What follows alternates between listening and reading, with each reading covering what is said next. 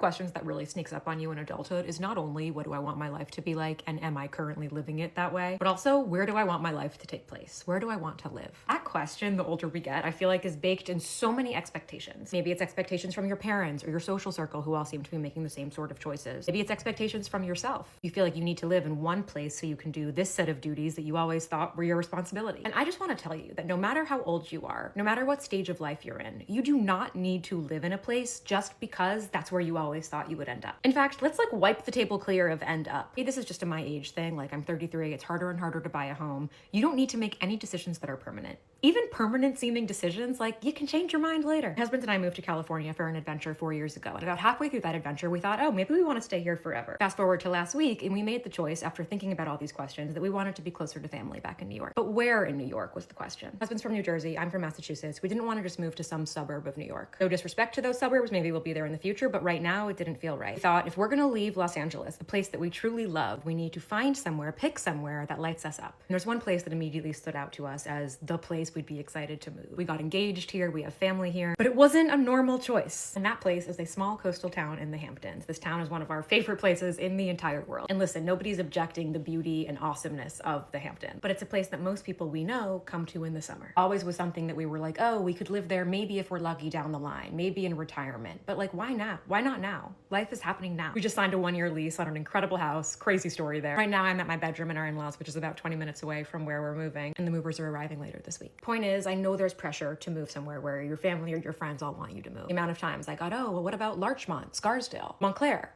All beautiful places, just not right for us right now. I know the pressure is real, but don't forget that you're the one who has to live with your choices. It doesn't need to make sense to other people if it makes sense to you. Can't wait to settle in and bring you guys along for the journey.